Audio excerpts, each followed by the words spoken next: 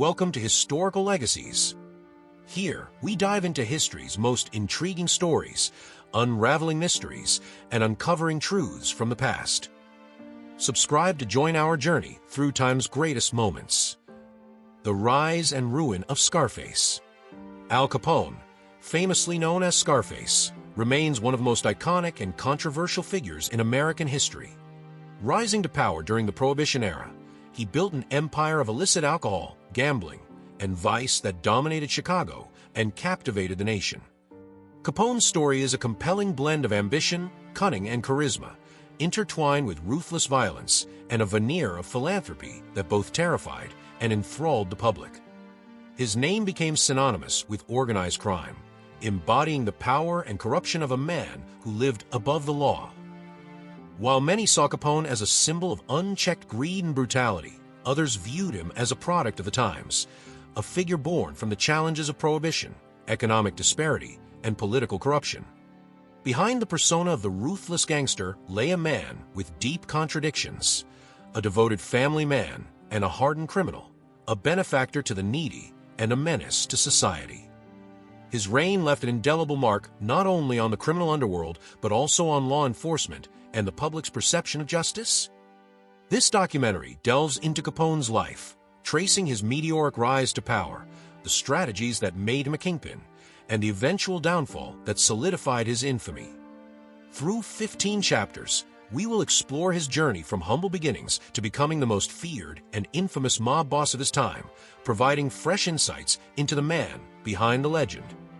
Part 1. Humble Beginnings in Brooklyn. Alphonse Gabriel Capone was born on January 17, 1899, in Brooklyn, New York, to Italian immigrant parents Gabrielle and Teresa Capone. The family had come to America seeking better opportunities, joining countless others in the burgeoning immigrant communities of the late 19th century. Life in Brooklyn was harsh, marked by crowded tenement housing and the struggle to make ends meet. Despite these challenges, Capone's parents instilled in him the value of hard work and dedication. His father worked as a barber, and his mother managed their household while raising 9 children. Capone showed promise in school during his early years, but his temperament soon became a cause for concern. He had a quick wit and intelligence, but often clashed with authority figures, leading to frequent disciplinary actions. At the age of 14, an altercation with a teacher escalated, and Capone dropped out of school. This marked the beginning of his journey into street life and petty crime. Brooklyn streets, particularly in neighborhoods like Navy Yard and Red Hook, were rife with gangs and criminal activity. Young Al became fascinated with the allure of power and respect that the gang leaders seemed to command. He initially joined small gangs such as the South Brooklyn Rippers and the 40 Thieves Juniors, gaining his first taste of the criminal underworld. These groups were stepping stones to more organized and lucrative ventures. By his late teens, Capone caught the attention of Johnny Torrio, a rising figure in the world of organized crime. Torrio would later become a mentor to Capone, teaching him the subtleties of leadership, strategy, and maintaining influence. During this time, Capone also met Mary Maid Coughlin, whom he married in 1918. The couple welcomed their only child, Albert "Sonny" Capone, later that year. Despite his growing ties to crime, Capone valued his family deeply, a sentiment that would remain constant throughout his life. However, his personal ambitions and Torrio's influence soon pulled him further into the criminal fold. One of the most pivotal moments in Capone's early years came when he worked as a bartender and bouncer at the Hardened, a saloon in Coney Island. It was here that Capone earned the infamous nickname Scarface after insulting a woman and being slashed across the face by her brother. The scar would become a defining feature of his appearance and a symbol of his tough and dangerous persona. As Capone's reputation grew, so did his ambition. Brooklyn's small-time operations were no longer enough to satisfy his appetite for power and wealth. Torrio, now operating in Chicago, saw the potential in Capone and invited him to join his operation. This decision would set the stage for the next chapter in Capone's life, where he would rise from an ambitious street hustler to one of the most powerful and notorious figures in American history. Capone's early years in Brooklyn laid the foundation for the qualities that would define his rise: charisma, strategic thinking, and an ability to command loyalty. Though he left his birthplace behind, the lessons and experiences of those formative years would continue to shape his path, for better or worse. Part 2. Early Life of Crime. Al Capone's journey into the criminal underworld began in the streets of Brooklyn, where opportunity and danger intertwined for a young immigrant navigating a world of limited prospects. The neighborhoods he grew up in were dominated by gangs that offered protection, camaraderie, and a sense of belonging. It was here that Capone learned the dynamics of street life, honing skills that would later propel him to the top of the criminal hierarchy. His intelligence and resourcefulness were apparent early on, as he swiftly rose through the ranks of local gangs such as the South Brooklyn Rippers and the 40 Thieves Juniors. These early affiliations gave him insight into the operations of the underworld, from protection rackets to petty theft. During his teenage years, Capone gravitated toward more serious criminal enterprises, often working as a lookout or enforcer.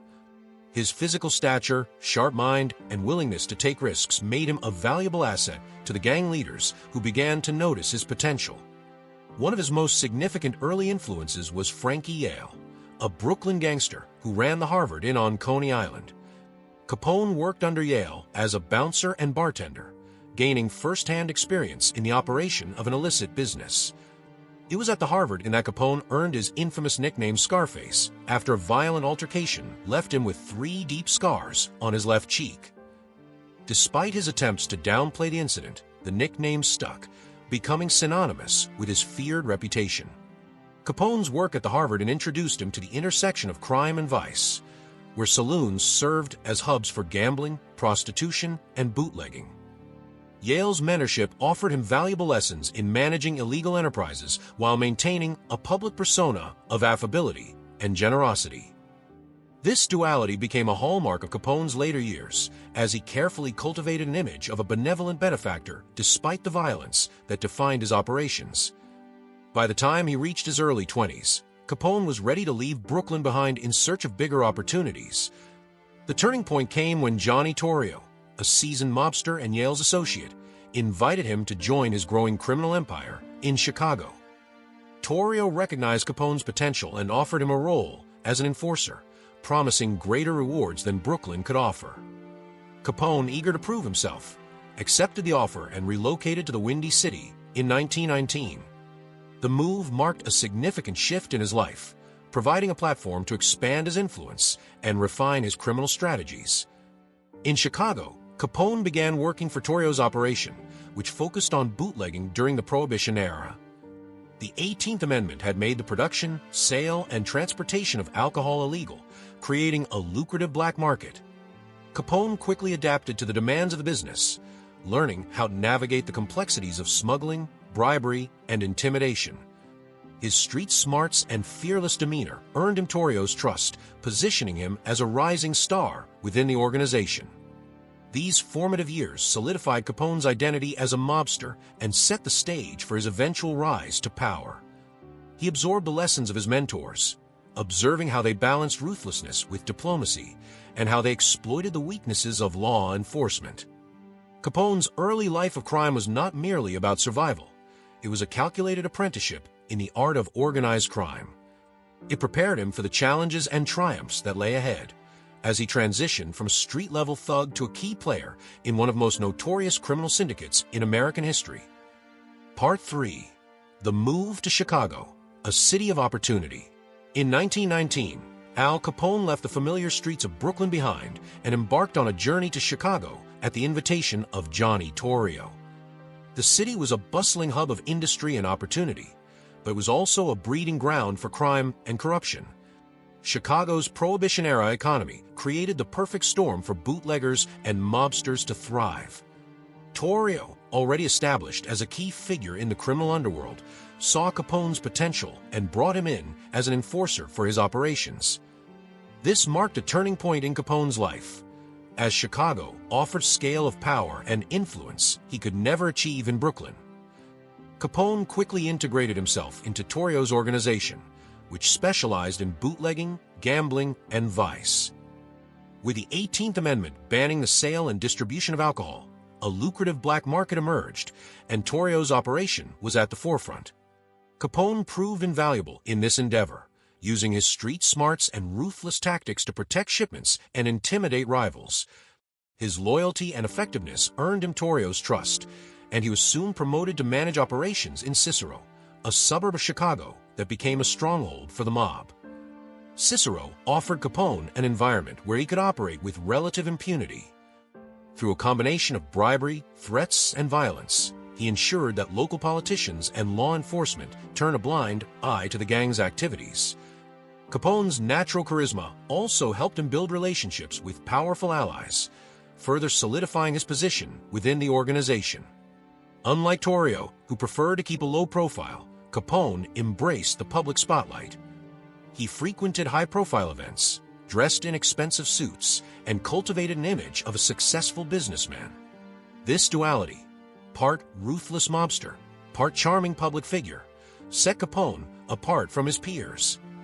One of Capone's significant contributions during this time was expanding Torrio's bootlegging operation into a more sophisticated and profitable enterprise. He recognized the demand for quality alcohol and established connections with suppliers in Canada and other regions. The gang also controlled a network of speakeasies, ensuring a steady stream of income and influence. However, this success came with increased scrutiny from rival gangs and law enforcement. Capone's rise in Chicago coincided with a surge in gang violence as different factions competed for control of the lucrative bootlegging market. The move to Chicago also brought challenges on a personal level. Capone's growing power made him a target for rivals, and his family became increasingly vulnerable. To protect them, he brought his wife May and son Sonny to live in a fortified home in the Chicago suburbs.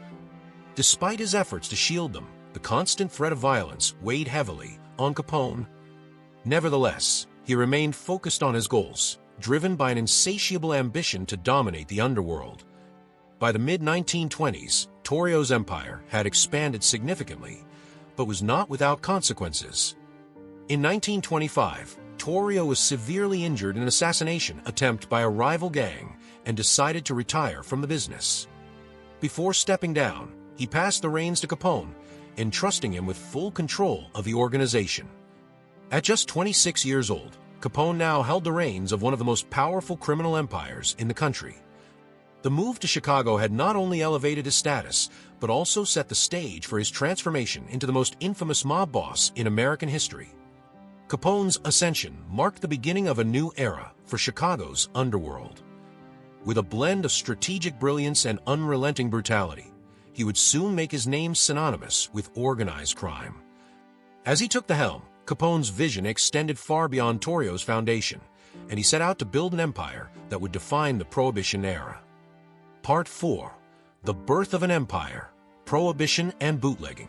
Al Capone's rise to power coincided perfectly with the Prohibition era, a time when the United States banned the production, sale, and distribution of alcohol under the 18th Amendment. This nationwide prohibition created a massive demand for illicit liquor, providing fertile ground for organized crime to flourish. Capone, now at the helm of Johnny Torrio's empire, seized this opportunity with unmatched ambition and vision. Recognizing the profitability of bootlegging, he expanded operations across Chicago and beyond, transforming what had been a localized operation into a highly organized and lucrative empire. Under Capone's leadership, the gang developed a sophisticated bootlegging network. This involved smuggling alcohol from Canada and other regions, as well as producing it locally in secret distilleries. Capone established relationships with suppliers, distributors, and corrupt officials, ensuring a steady flow of liquor to meet the insatiable demand. Speakeasies, hidden bars that operated behind closed doors, became central to the business. By controlling these establishments and their supply chains, Capone created a monopoly over Chicago's illegal liquor market. Violence became an inevitable part of maintaining this dominance. Rival gangs, eager to claim a share of the profits, often clashed with Capone's men. Capone responded with ruthless efficiency, employing intimidation and assassinations to eliminate competitors. One of his most infamous tactics was the use of drive-by shootings, a method designed to send a clear message to his enemies. Despite the violence, Capone managed to maintain an image of a benevolent businessman, donating money to charities, and appearing as a man of the people. This duality allowed him to gain public sympathy, even as his criminal empire wreaked havoc on Chicago. Capone also revolutionized the way organized crime operated by incorporating business principles into his operations. He ran the gang like a corporation, delegating responsibilities to trusted lieutenants and ensuring that each aspect of the operation, from production to distribution, was meticulously managed. This professional approach not only maximized profits, but also minimized risks. Bribery played a significant role in this strategy. Capone's gang funneled money to politicians, law enforcement, and even judges, effectively insulating their operations from legal repercussions. While Capone's empire flourished, the city of Chicago became increasingly entangled in violence and corruption. Turf wars between rival gangs escalated, culminating in high-profile incidents that shocked the nation. The St. Valentine's Day Massacre in 1929, orchestrated by Capone's men, became a defining moment of this era. It highlighted the lengths to which Capone was willing to go to secure his position as the undisputed king of Chicago's underworld. Capone's dominance extended far beyond the bootlegging industry. His organization also controlled gambling dens, brothels, and protection rackets, creating multiple streams of income. The sheer scale of his empire made him one of the wealthiest and most powerful figures of the time. By 1927, Capone's operations were reportedly generating over $100 million annually, a staggering sum in that era. This wealth not only financed his lavish lifestyle, but also cemented his control over Chicago. Despite his success, Capone's activities began to draw increasing attention from federal authorities. The brazen nature of his operations and the violence that accompanied them made him a prime target for law enforcement. However, Capone remained confident in his ability to evade prosecution, relying on his network of bribes and his ability to intimidate witnesses. The Prohibition era had given Capone the opportunity to build an empire, but it also set the stage for his eventual downfall. While he enjoyed the height of power during these years, cracks in his foundation were beginning to show. As the federal government intensified its efforts to dismantle organized crime, Capone's reign would face challenges that even his vast empire might not withstand. The birth of this empire marked the peak of Capone's influence, but it also foreshadowed the battles that lay ahead. Part 5. The Rise of the Outfit. The rise of Al Capone's criminal empire, known as the Outfit, was not a mere stroke of luck or chance. It was a result of a carefully crafted vision and a ruthless execution of power and control. Capone's entrance into the Chicago underworld was strategic, and it was here that his ambitions began to take form, carving a path for him to become the undisputed leader of a criminal empire that would span the United States. When Capone arrived in Chicago in the early 1920s, the city was embroiled in a bloody turf war among various criminal factions. The most notable of these was the Torrio crime family, which had control over the lucrative bootlegging trade in Chicago. Capone was recruited by Johnny Torrio, a veteran gangster, to serve as his lieutenant, an opportunity that would change the course of both Capone's life and the city's criminal landscape forever. Under Torrio's mentorship, Capone quickly learned the ropes of organized crime, especially in the volatile world of bootlegging during Prohibition. With a national ban on alcohol, Capone saw an enormous opportunity in the illegal alcohol trade, and his ambitions grew as the demand for black market liquor soared across the country. His first taste of significant power came when Torrio was nearly assassinated in 1925, an event that pushed Torrio to retire and hand over control of the Chicago outfit to Capone. Capone wasted no time in expanding the outfit's influence, using a combination of violence, intimidation, and bribery to consolidate power in Chicago. His rise was marked by his skillful manipulation of both the city's corrupt political system and its law enforcement agencies. By buying off politicians and police officers, Capone created an impenetrable network of protection for his criminal operations, making it nearly impossible for rivals or authorities to challenge him. Capone's outfit flourished under his leadership, expanding beyond bootlegging to encompass gambling, prostitution, and narcotics trafficking. His empire extended its reach across the city and even into other states, establishing an iron grip on major criminal activities throughout the Midwest. Capone was no longer just another gangster. He had become a business mogul, running a sprawling criminal network that rivaled legitimate corporations in both wealth and influence. But the rise of the outfit was not without its challenges. Capone faced constant threats from rival gangs and power struggles within his own organization, which he dealt with swiftly and mercilessly. Using his feared reputation and brutal tactics, Capone eliminated anyone who stood in his way, whether through shootings, bombings, or acts of intimidation. His ability to maintain control over the outfit was due in no small part to his ruthless approach and his commitment to ensuring loyalty from his men.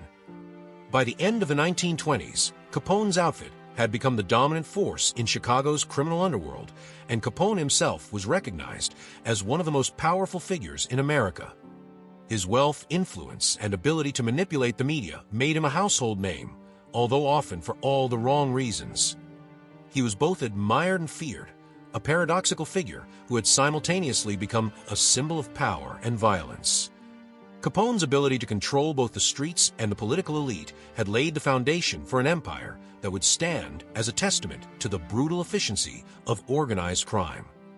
Part 6. The Man Behind the Scar.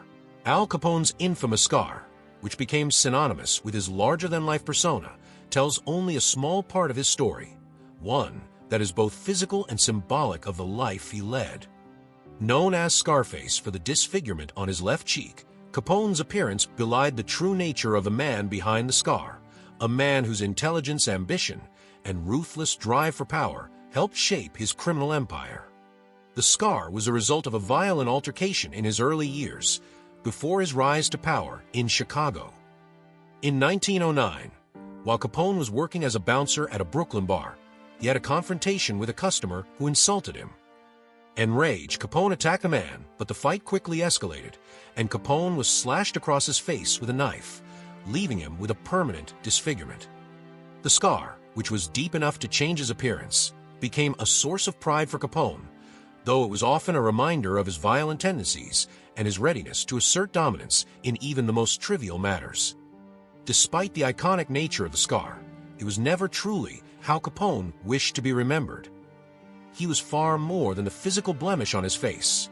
He was a man of sharp intellect and strategic vision. Capone understood the importance of perception, and while the scar earned him the nickname Scarface, he distanced himself from the idea that it defined him. He often told people that the scar had been the result of a fight he had gotten into as a teenager, making him seem more of a street brawler than the mastermind that he truly was. Behind the scar, Capone was a master of manipulation and business, understanding that power came from both physical dominance and psychological warfare. He employed fear to control his rivals and maintained an air of invincibility, not just because of his criminal network, but also through the image he projected as an untouchable figure. He famously said, "You can get much further with a kind word and a gun than with a kind word alone," embodying the violent ethos that drove his empire. The scar, however, was not just a symbol of Capone's violent streak. It was also indicative of his personal code and his belief in the importance of loyalty and respect. The manner in which he wielded power, dealt with disrespect, and eliminated threats from both his enemies and associates was defined by the values he held dear: loyalty, strength, and unwavering resolve. Capone's scarring, both literal and metaphorical, was a constant reminder that he would stop at nothing to achieve his goals, and no challenge would go unpunished. As Capone became more famous, the scar began to take on an almost mythic quality. In popular culture, the image of a scarred gangster became synonymous with both the glamour of the criminal world and inevitable downfall that followed the pursuit of power through violence. While the scar may have been a visible representation of Capone's violent past, it also reflected the darker side of American culture in the Roaring '20s, an era marked by excess, corruption, and the glorification of outlaws. The scar symbolized the double-edged sword of Capone's life, a life that was both highly public and intensely private, marked by public admiration and fear, but also by the constant threat of retribution and loss. Behind the scar was a man who struggled to reconcile his ruthless ambitions with his need for personal respect and recognition, and who ultimately paid the price for the violence he helped perpetuate.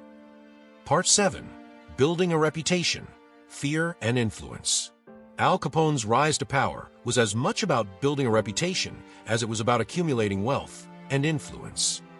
His control over Chicago's underworld was rooted in a carefully constructed image that combined fear, respect, and loyalty. Capone understood the psychology of power better than most, recognizing that in the world of organized crime, respect was earned not just through wealth, but through strength and intimidation. He set out to establish an empire that wasn't only profitable, but also feared and revered by both criminals and the public. One of Capone's most powerful tools in building this reputation was his use of violence and intimidation. He quickly learned that in the criminal underworld, any sign of weakness or hesitation could lead to disaster. Capone's decision to eliminate rivals swiftly and without mercy made it clear that crossing him came with severe consequences. This approach, though brutal, created a sense of order within the chaos of Chicago's criminal landscape.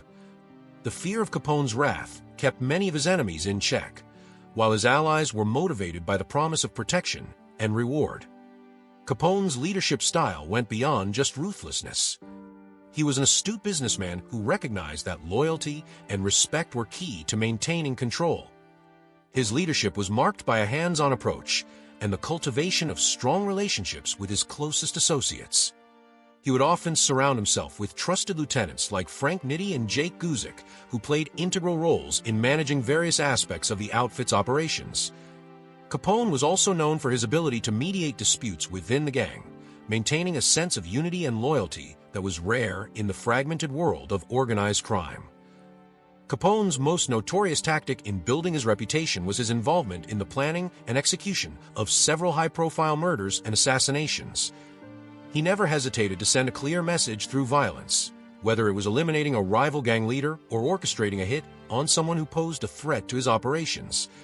The most infamous of these acts was the St. Valentine's Day Massacre in 1929, in which 7 members of a rival gang were brutally gunned down in a Chicago garage.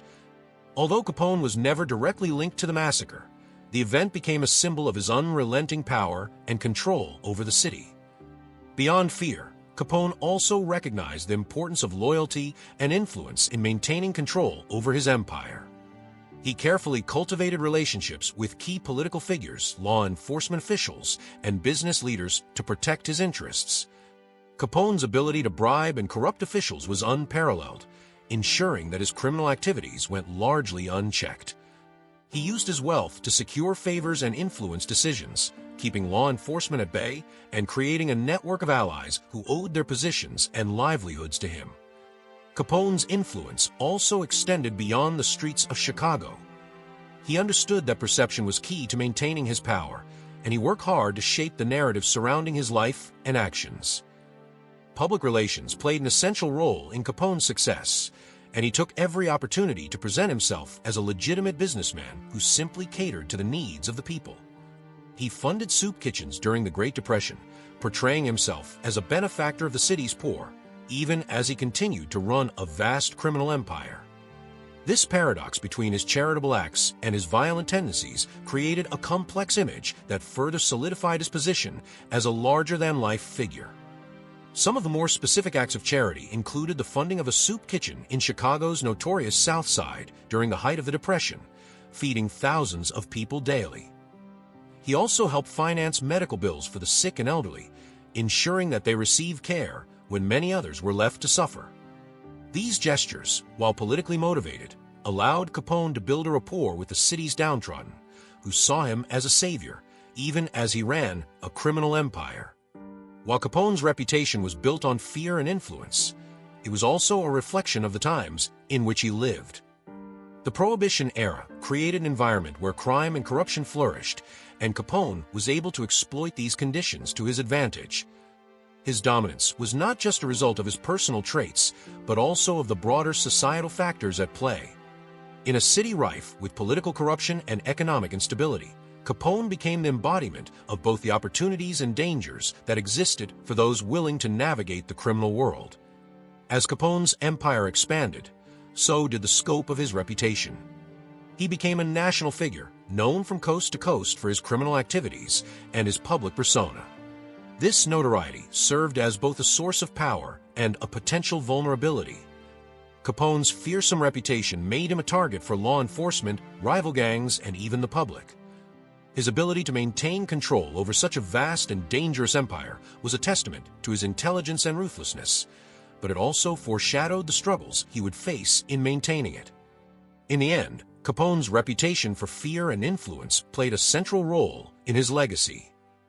While his empire ultimately crumbled under the weight of federal investigations and his declining health, the story of his rise to power serves as a reminder of the fine line between respect and fear in the world of organized crime.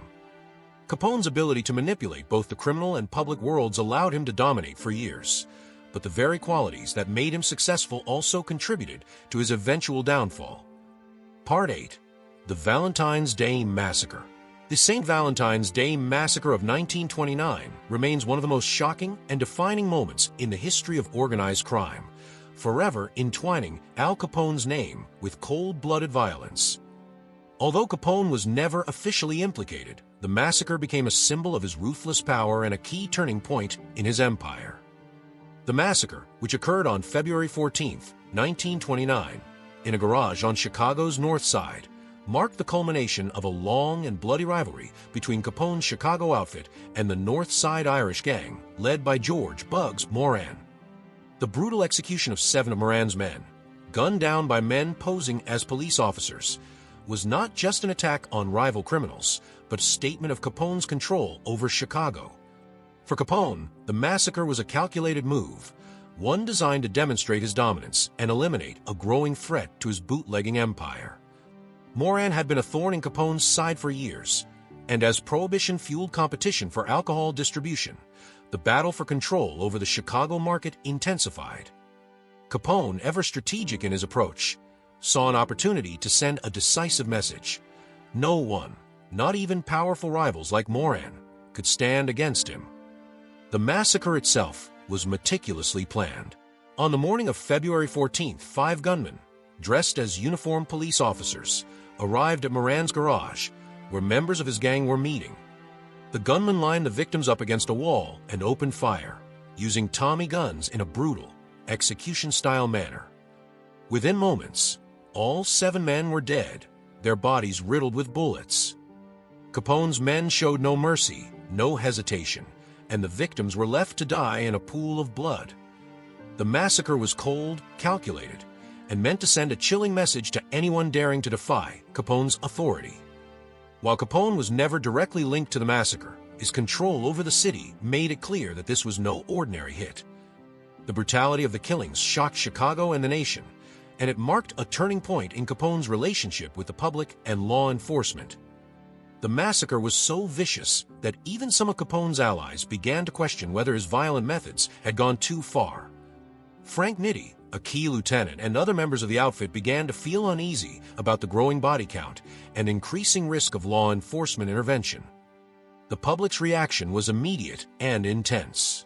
Newspapers across the country ran graphic headlines and detailed accounts of the massacre, making Capone's involvement seem inevitable. The media's portrayal of Capone as the mastermind behind the bloodbath cemented his status as the most feared gangster in the country. But while the public now viewed Capone with a mix of awe and terror, the massacre also painted a target on his back. Law enforcement agencies, including the newly formed FBI, began to take a much deeper interest in Capone's operations. The massacre marked the beginning of the end for Capone's reign of terror. Prior to the massacre, Capone had enjoyed a certain level of protection due to his charitable acts, his ability to bribe officials, and the loyalty he commanded from his men. However, the scale of violence displayed on that fateful day shifted the political and legal landscape. Even some of Capone's political allies, who had turned a blind eye to his other illegal activities, now began to distance themselves. The massacre sent a clear signal that Capone was willing to go to any lengths to preserve his power, and in doing so, he had become a liability to those who had once supported him. The St. Valentine's Day Massacre also had far-reaching consequences for Capone's criminal empire. It caused a breakdown in trust within the outfit as fear began to replace loyalty. Several of Capone's men questioned his judgment and whether his violent actions would lead to their downfall. While the massacre temporarily solidified Capone's dominance over Chicago's underworld, it also caused fractures in his organization, creating an environment where betrayal and mistrust began to simmer. Even more significant was the effect it had on law enforcement. Federal authorities, who had been investigating Capone for years, saw the massacre as the final straw. The brutality of the killings galvanized the government to step up their efforts to take down Capone, using the massacre as a rallying point for their campaign to bring him to justice. The St. Valentine's Day Massacre served as the catalyst that shifted Capone from being a powerful figure operating under the radar of the law to a public enemy number one. The massacre forever changed Capone's legacy. It was no longer just about his wealth or his influence. It was about the terrifying cruelty with which he protected it. The massacre highlighted the lengths to which Capone was willing to go to preserve his power, and it revealed the bloody and chaotic reality of the world he had created. While Capone's reputation as a feared gangster grew in the aftermath, so did the determination of the authorities to bring him down. The St. Valentine's Day Massacre, in its savagery, set the stage for the eventual collapse of Capone's criminal empire. Despite his vast influence, the massacre would prove to be the moment that triggered the unraveling of his reign. Part 9. Capone's public persona, hero or villain. Al Capone's public persona was as complex as the man himself, straddling the fine line between admiration and fear.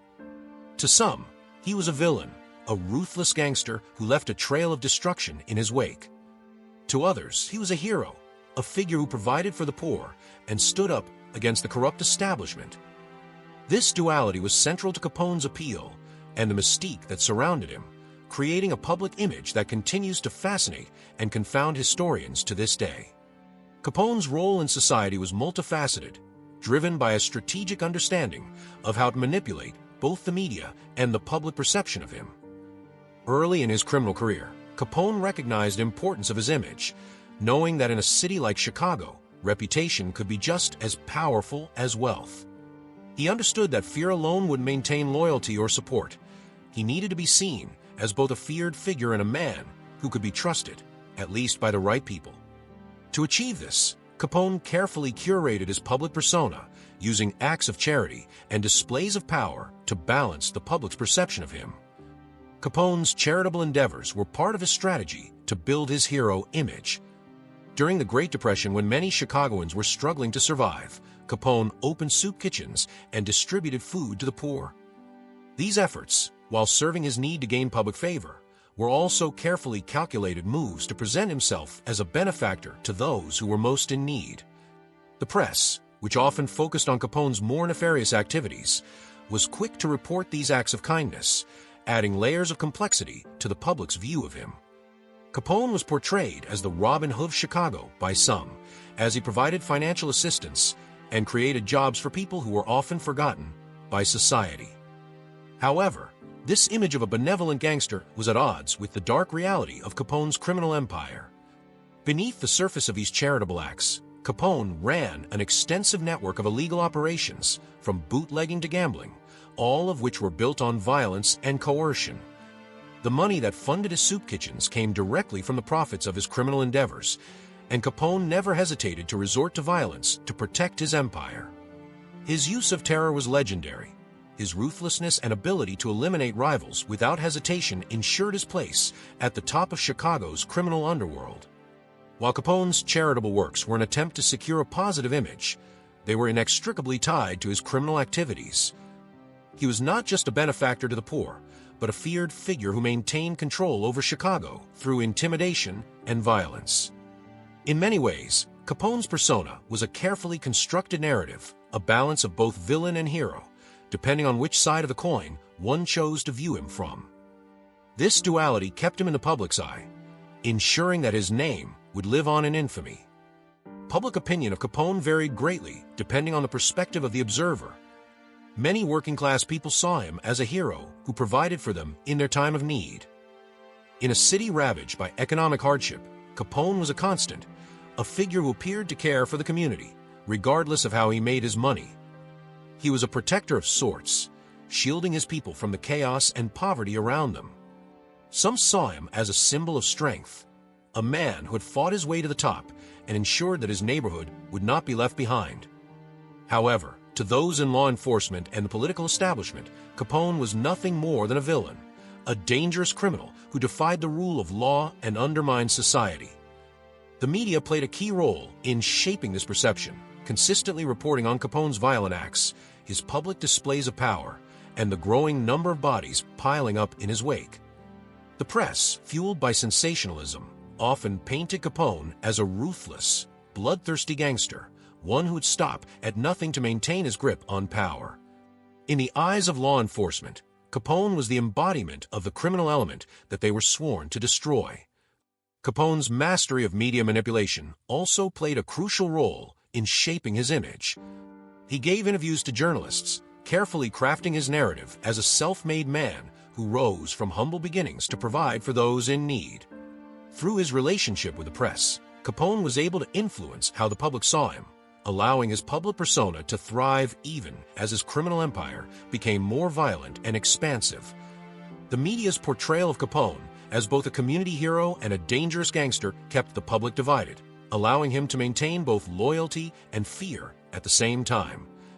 But as the tide began to turn against him, the duality of Capone's image became harder to sustain. The rise of law enforcement pressure, particularly through Eliot Ness and his team of untouchables, brought the focus back to his criminal activities. The more Capone tried to play both sides, to be the Robin Hood and the feared mob boss, the more it became clear that his carefully crafted persona was unsustainable.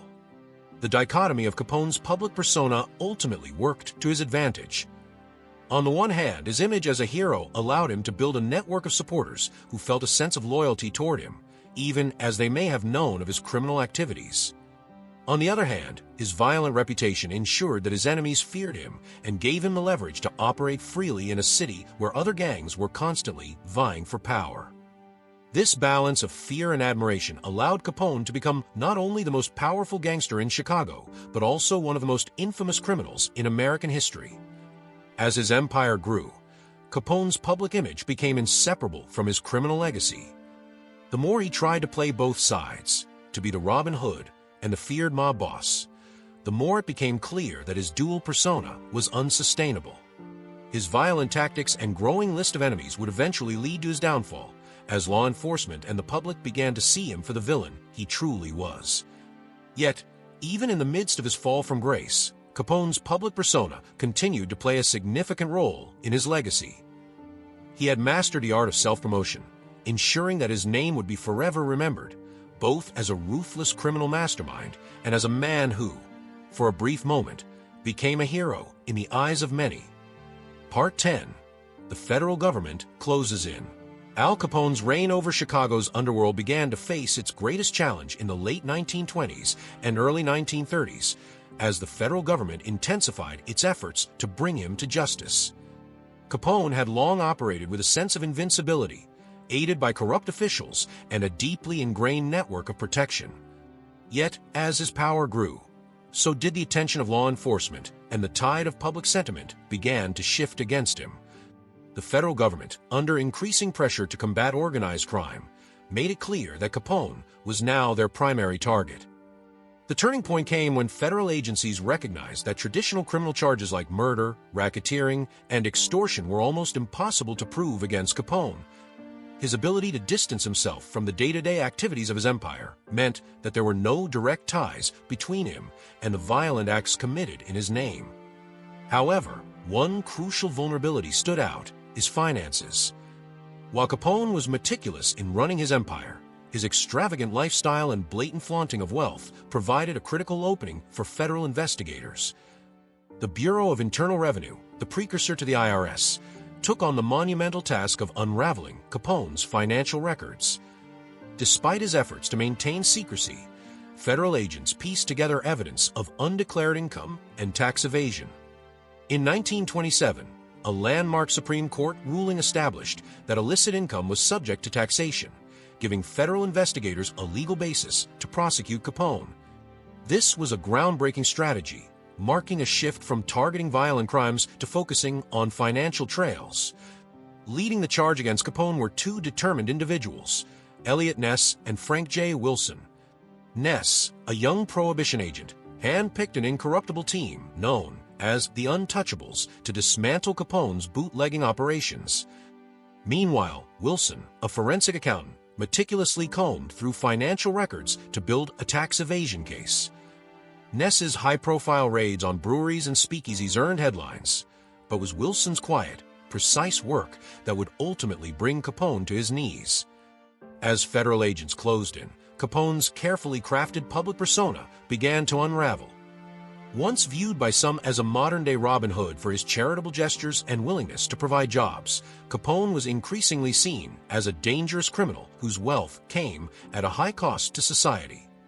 The media played a significant role in shaping this narrative, with stories of Ness's raids and Wilson's investigations captivating the public. News reports painted Capone not as a hero, but as a man living lavishly off the misery of Prohibition-era America. Capone's frustration became evident as the walls closed in. He reportedly raged about Elliot Ness, calling him an annoyance, but privately realizing the damage being done to his operations. Capone's attempts to bribe jurors and manipulate the legal system became more desperate. In 1929, he even offered to pay the federal government a substantial sum in back taxes in exchange for immunity. The government's refusal to entertain such offers underscored their commitment to making an example of him. In addition to financial and legal troubles, Capone's personal life began to crumble under the pressure. His trusted allies faced arrests and betrayals, and corruption within his network became harder to sustain under federal scrutiny. Even his once loyal public began to turn against him as the media revealed the full extent of his criminal empire. The case against Capone culminated in 1931, when a federal grand jury indicted him on multiple counts of tax evasion. This innovative approach marked a significant victory for law enforcement, showcasing how financial records could be weaponized against untouchable crime lords. During the trial, Capone's defense team attempted to manipulate the outcome, but the prosecution's move to swap the jury at the last minute thwarted their plans. The trial itself became a media spectacle, drawing national attention and symbolizing the government's determination to fight organized crime. The prosecution's meticulous presentation of evidence, detailing years of undeclared income and lavish expenditures, left little room for doubt. The jury ultimately found Capone guilty on 5 counts of tax evasion. He was sentenced to 11 years in federal prison, a $50,000 fine, and additional court costs. Capone's conviction represented a turning point in the fight against organized crime. It demonstrated that even the most powerful gangsters could be brought down through strategic and coordinated efforts. The federal government's success in prosecuting Capone on tax evasion charges not only ended his reign, but also set a precedent for future cases against organized crime figures. Part 11. The infamous tax evasion case. The infamous tax evasion case against Al Capone marked a groundbreaking moment in the battle against organized crime, showcasing the power of innovation in law enforcement. For years, Capone had eluded justice for his role in bootlegging, racketeering, and violent crimes, but his failure to pay taxes on his vast fortune ultimately sealed his fate. When Capone was formally indicted in June 1931, his reaction was a mix of defiance and confidence. Reports suggest he downplayed the charges, claiming that nobody ever went to jail for taxes, and believed his wealth and influence would secure a favorable outcome. Despite this bravado, the stakes were higher than ever, as the federal government was determined to use this case to dismantle his criminal empire. The trial began in October 1931, drawing national attention and turning the courtroom into a stage for high drama. Public sentiment was mixed. While many saw Capone's downfall as long overdue justice, a portion of the population still regarded him as a modern-day Robin Hood. News headlines emphasized the trial's significance, portraying it as a battle between law and order and the unchecked corruption of Prohibition-era America. The prosecution, led by U.S. Attorney George E. Q. Johnson, meticulously presented evidence of Capone's undeclared income. Key documents included financial ledgers and witness testimonies from former associates who had worked within his organization. The courtroom atmosphere became electric when a particular ledger revealed precise income figures linked to Capone's bootlegging operations. This was the smoking gun that turned the tide decisively in favor of the prosecution. Judge James Wilkerson played a crucial role in ensuring the trial's fairness. In a dramatic and unprecedented move, he ordered the replacement of the original jury after evidence surfaced of potential bribery by Capone's associates. This decision not only safeguarded the integrity of the trial, but also sent a powerful message about the federal government's resolve to pursue justice. Capone's defense team, aware of the overwhelming evidence against him, adopted a strategy of humanizing their client. They portrayed him as a misunderstood businessman whose wealth had been exaggerated by sensationalist media.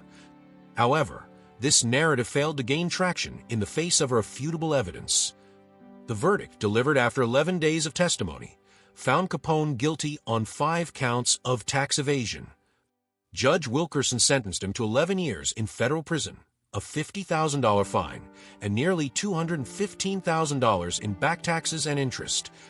It was one of the harshest penalties ever handed down for tax evasion, signaling the government's determination to dismantle organized crime. The conviction had immediate ripple effects on Capone's organization. His absence created a power vacuum, weakening the outfit's operations and emboldening law enforcement to target other criminal syndicates. The trial also transformed Elliot Ness and Frank J. Wilson into national heroes, with their innovative methods becoming a blueprint for future investigations. For Capone, the trial and conviction represented a stunning fall from power.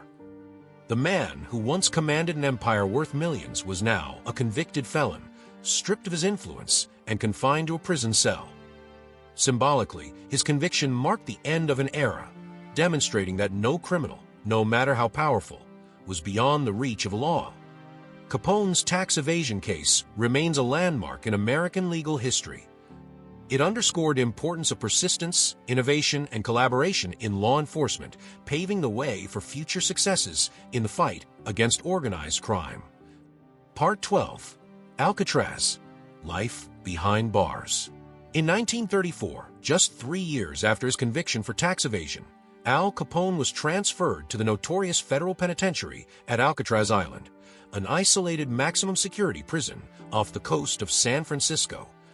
The move marked a dramatic shift in Capone's life, signaling the end of his status as a powerful criminal mastermind and the beginning of his slow descent into physical and mental decline. Alcatraz was widely regarded as one of the most secure prisons in the United States, designed specifically to house the nation's most dangerous criminals. The facility was situated on a small island surrounded by the icy waters of San Francisco Bay, making any escape nearly impossible. For Capone, Alcatraz symbolized the government's determination to break his will and prevent any future criminal activities. Upon arrival at Alcatraz, Capone was quickly stripped of the privileges and luxuries he had enjoyed during his earlier incarcerations. At the Atlanta Penitentiary, Capone had lived in relative comfort, benefiting from special treatment due to his fame and influence. He had his own private cell, access to reading material, and was able to maintain contact with the outside world. But Alcatraz was a different world entirely. The notorious prison had a strict regime that left no room for the special treatment Capone had grown accustomed to. He was placed in solitary confinement for a brief period, as the authorities were wary of any potential influence he could wield over other prisoners or prison staff. His days were spent in silence, confined to his small cell, with little to occupy his time beyond the bleak surroundings. Capone's health, which had already been deteriorating due to syphilis, began to worsen significantly during his time at Alcatraz. His once vibrant personality gave way to the effects of the disease, which caused confusion, hallucinations, and significant cognitive decline. The once feared gangster, who had ruled with an iron fist, was now reduced to a shadow of his former self. As Capone's condition worsened, his mental state became a concern for the prison authorities. They moved him from solitary confinement to a more comfortable ward, where he could be monitored more closely. However, despite this, he remained largely isolated from the other prisoners, who had no interest in associating with the notorious gangster. In 1939, Capone's condition deteriorated to the point where he was no longer able to communicate effectively or engage in meaningful activity. His syphilis had progressed to the final stages, and he was suffering from severe dementia. It became clear that he was no longer a threat to society, but a broken man trapped in his own mind. The once legendary figure who had built an empire through violence, intimidation, and manipulation was now reduced to a frail, mentally unfit prisoner. Capone spent his remaining years in a semi-delusional state, unable to recognize his former associates or even comprehend the world around him. Finally, in 1939, Capone was released from Alcatraz due to his deteriorating health. He was transferred to the relatively more lenient prison at Terminal Island, where he would live out the remaining years of his life. He had been convicted of a crime that brought down his criminal empire, but by the time he was released, his empire had long since crumbled, and he had become a shell of his former self. Alcatraz had played a pivotal role in stripping Capone of the power and prestige that once defined him. In the end, Capone's time at Alcatraz served as a sobering reminder of the inevitable fate that awaited all men, no matter how invincible they once seemed. Even the most powerful criminals like Capone could not escape the inevitable ravages of time and the law. Alcatraz's grim isolation, combined with the deterioration of Capone's health, ensured that the once feared gangster would never again return to the world of organized crime. His legacy, marked by violence and the wealth he amassed through illicit means, would be forever overshadowed by his decline in the prison system. Part 13. Capone's Decline, Disease and Isolation. By the time Al Capone arrived at Alcatraz in 1934, the once immense power he had wielded was already beginning to fade, much like his health. Although he had spent years evading authorities, running a vast criminal empire, and living a life of excess, the toll of his lifestyle and untreated syphilis had begun to catch up with him. Capone's early years on Alcatraz were marked by a gradual decline in both physical and mental health. Once a symbol of control and ruthlessness, Capone was now battling a disease that would strip him of everything: his intellect, his energy, and his ability to engage with the world around him. The effects of syphilis had been subtle at first, but had gradually worsened to the point where they became impossible to ignore. Syphilis, which Capone had contracted many years earlier, was in its final stages by the time he was confined to Alcatraz. In the early years of his incarceration, Capone's cognitive abilities began to erode, and he found it increasingly difficult to think clearly or make decisions. The once keen mind that had devised intricate plots for evading law enforcement and maintaining control over his empire now struggled to comprehend the most basic concepts. As Capone's mental state deteriorated, so did his emotional well-being. The man who had once been feared by everyone around him was now isolated, physically and mentally fragmented. He spent long periods in a dazed and confused state, unable to recognize old friends, colleagues, or even his closest family members. The prison guards, who had once feared his wrath, now witnessed a broken man who could barely communicate, let alone intimidate. Capone's isolation on Alcatraz was compounded by the treatment he received. In the beginning, he had been granted certain privileges, including access to some of his old comforts like a radio and a small selection of books. However, as his health declined, even these small luxuries were taken away. He spent much of his time in solitary confinement, confined to a small cell, unable to form meaningful connections with the other inmates. His family, who had once been his greatest allies, now saw him as a shell of his former self. Capone's wife, May, visited him frequently, but their once passionate relationship had lost its spark as her husband became increasingly distant and unable to communicate effectively. His son, Albert Jr., also paid visits, but these encounters were strained and painful, with Capone often failing to recognize him or display any emotional connection. By 1939, Capone's condition had worsened beyond repair. His syphilis had reached the stage where it caused severe dementia, and he could no longer function in a normal capacity. He was, in essence, trapped in his own mind, a prisoner not only of the state, but of the disease that had robbed him of his once sharp mind. Despite his deteriorating health, Capone remained an enigma to those around him. Some inmates still regarded him with a mixture of awe and fear, though they, too, saw the physical and mental wreckage he had become. He no longer commanded the respect or fear that had once made him a legend. Instead, he was simply a reminder of the brutal reality of living a life defined by violence and crime. The final years of Capone's life were marked by a sense of futility.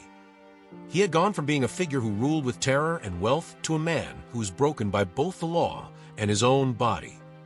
His decline was slow, tragic, and painful, but it also served as a stark reminder of the fleeting nature of power and the inevitable consequences of a life of crime.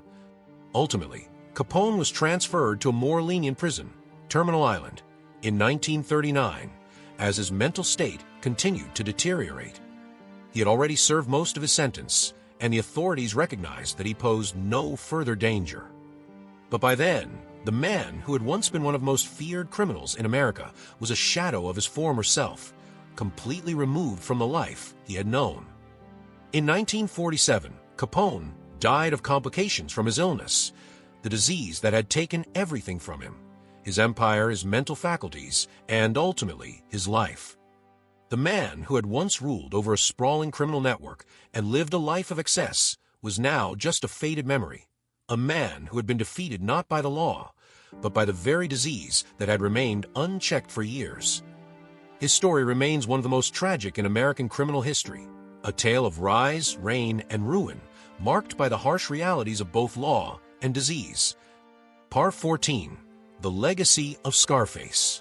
Al Capone's life and criminal empire left an indelible mark on American society, and his legacy has continued to captivate the public's imagination long after his death in 1947.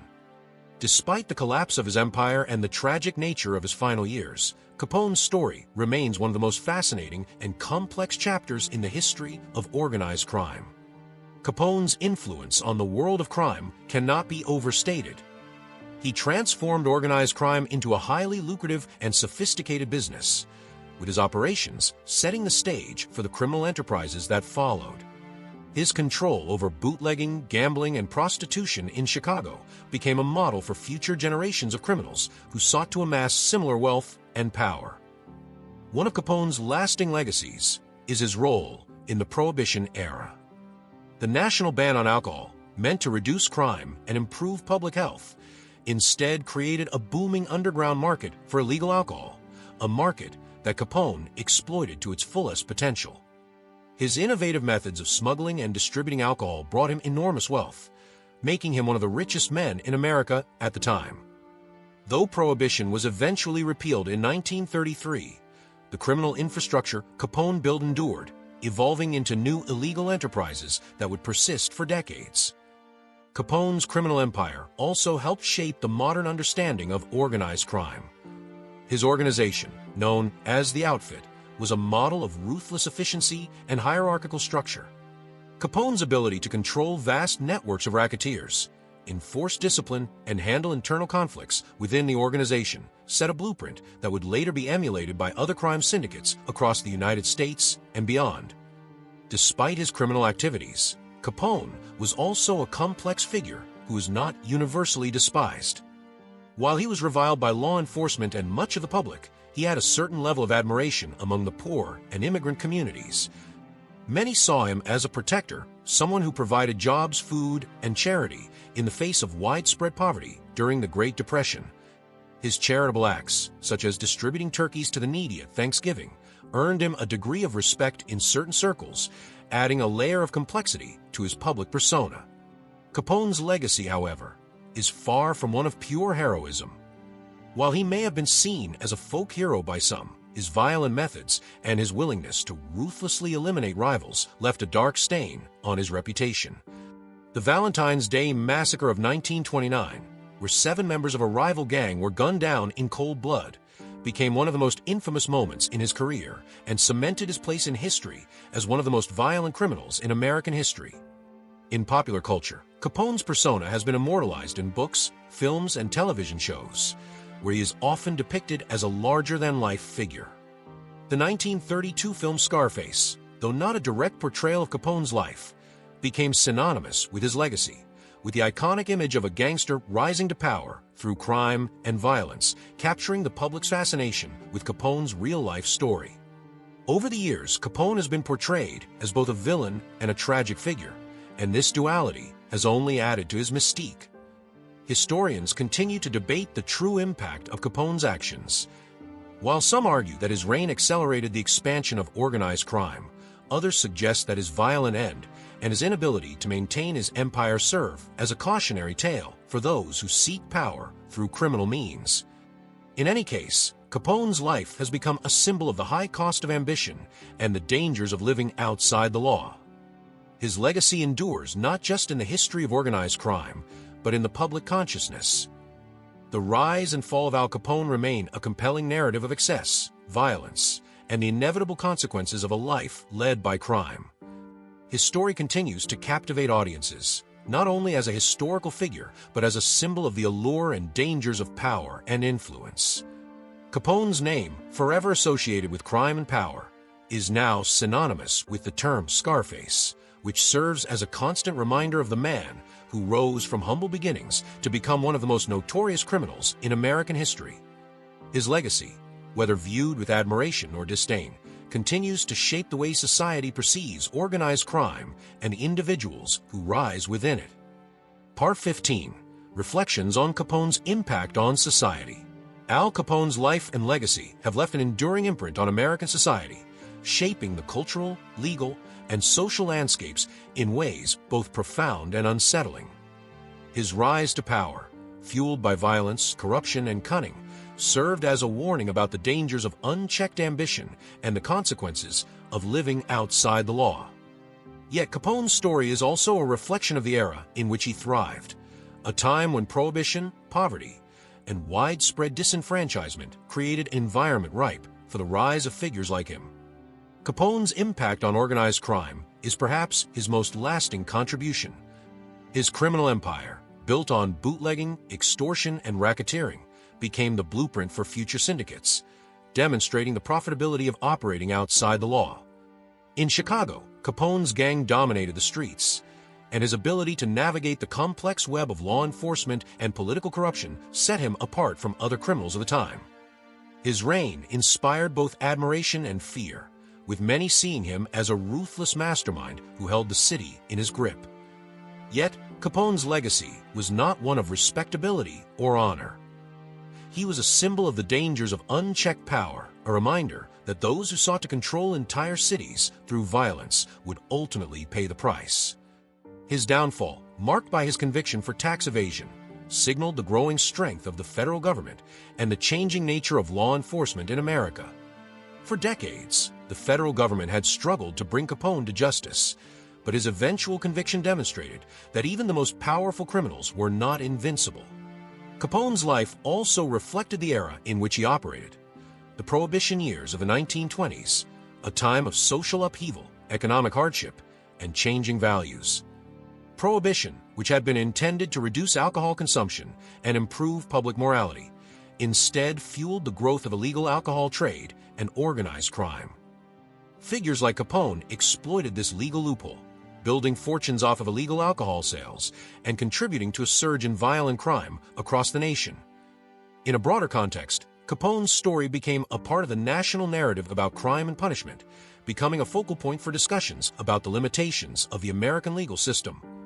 His ability to evade prosecution for so long highlighted the shortcomings of local law enforcement and the need for a more robust federal system. The eventual success of the federal government in bringing Capone to justice was a defining moment in American criminal history, one that would shape future efforts to combat organized crime. Capone also left a cultural legacy, one that was simultaneously romanticized and vilified in popular media. His rise to power, the violence he inflicted, and his eventual fall from grace became the stuff of legends, immortalized in films, books, and television shows.